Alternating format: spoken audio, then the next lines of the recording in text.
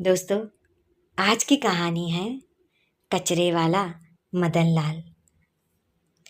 शहर की इन चौड़ी और चमचमाती सड़कों पर जब लोग अपनी बड़ी बड़ी गाड़ियों के शीशे चढ़ाकर गुजरते थे तो शायद ही किसी की नज़र सड़क किनारे फैले कचरे के ढेर पर जाती है और उस ढेर पर बिखरे प्लास्टिक को चुनते हुए उन बूढ़े हाथों पर जिनकी उंगलियां ठंड में ठिठुरती है और धूप में झुलसती है।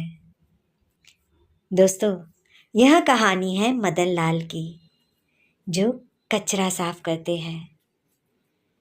स्वीपर बॉय मदन लाल शहर का एक आम कचरा उठाने वाला इंसान था। उसके बदन पर हमेशा ही धूल और पसीने से सनी एक मैली सी कमीज रहती थी। लोग उसे देखकर नाक बहुत सिकोड़ लेते थे, उससे दूर हटकर निकलते थे, लेकिन मदन लाल के चेहरे पर कभी कोई शिकन नहीं होती थी। क्यों? क्योंकि उसकी इस जिल्लत भरी जिंदगी का सिर्फ एक ही उजाला था, उसका बेटा आदित्य। मदन लाल ने खुद कभी स्कूल का मुंह नहीं देखा था। उसने धूप में जलकर, बारिश में भीगकर और लोगों की धुतकार सुनकर सिर्फ एक ही सपना देखा था, अपने बेटे को बड़ा आदमी बनाने का। रात के अंधेरे में जब पूरा शहर सोता था, तब मदन लाल एक टूटी हुई स्ट्रीट लाइट की रोशनी में आदित्य को पढ़ाया करता था। उसके पास पैसे नहीं थे तो फटी हुई पुरानी किताबों से काम चलाया करता था। पेट भरने के लाले थे तो कई रातें खुद भूखे रहकर उसने अपने बेटे की पढ़ाई के लिए रोशनी का इंतज़ाम कर दिया। जैसे जैसे आदित्य बड़ा हुआ, उसकी पढ़ाई का खर्च और कोचिंग की फीस बढ़ने लग गई।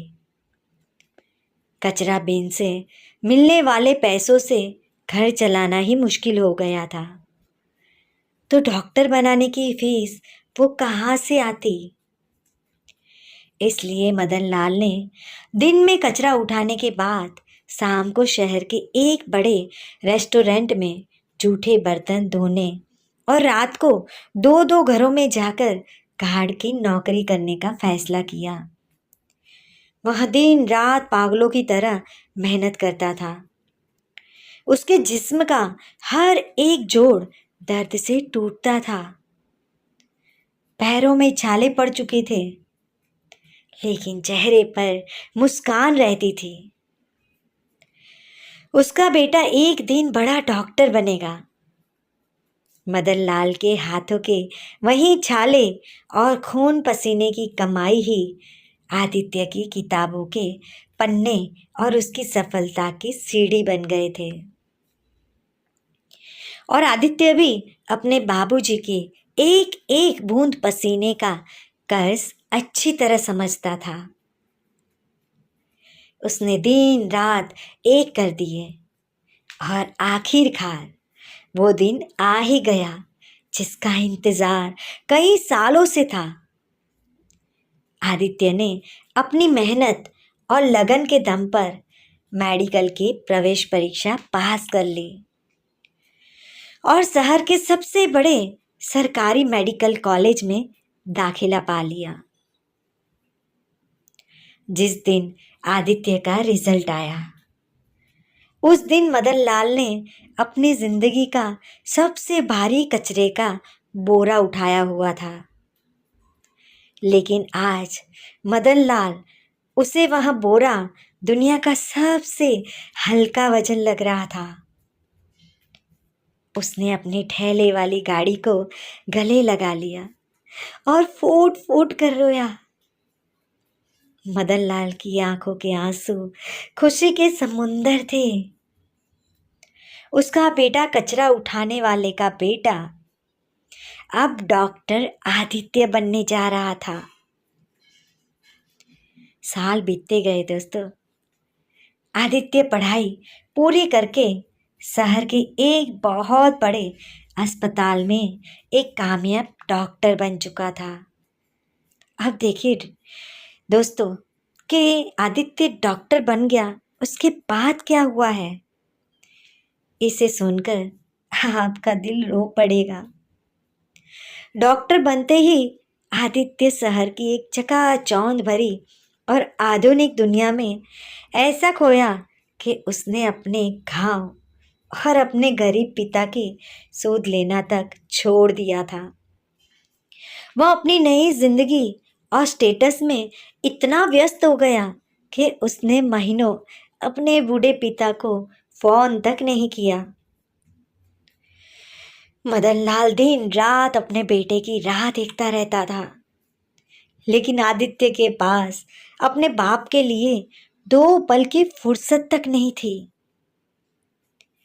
समय बीता और शहर की अंधी दौड़ व गलत जीवन शैली के कारण डॉक्टर आदित्य की सेहत अचानक तेजी से बिगड़ने लग गई। उसे कमजोरी और गंभीर दर्द की शिकायत होने लग गई, जिसके बाद अस्पताल में उसकी कई मेडिकल जांचें हुई।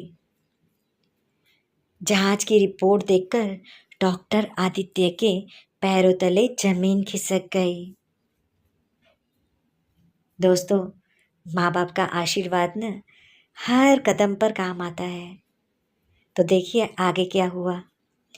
उसकी दोनों किडनियां पूरी तरह फेल हो चुकी थी और उसे बचाने का एकमात्र रास्ता किडनी ट्रांसप्लांट यानी अंग प्रत्यारोपण था।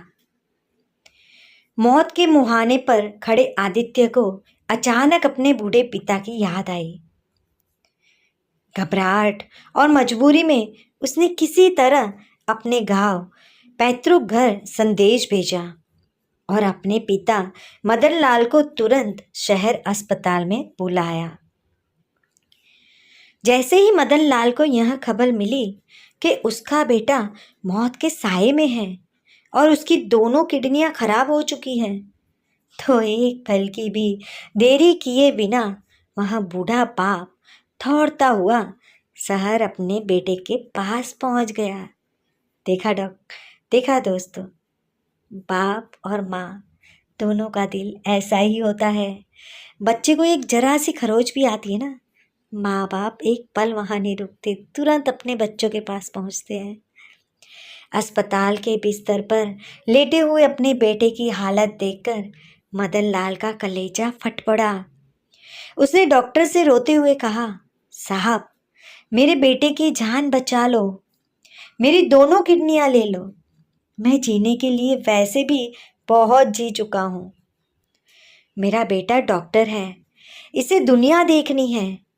और जब डॉक्टर ने टेस्ट करके बताया कि बूढ़े पिता की किडनी उसके बेटे से पूरी तरह मैच हो गई है, तो मदनलाल ने बिना एक पल सोचे अपनी एक किडनी अपने बेटे को दान करने का फैसला कर लिया।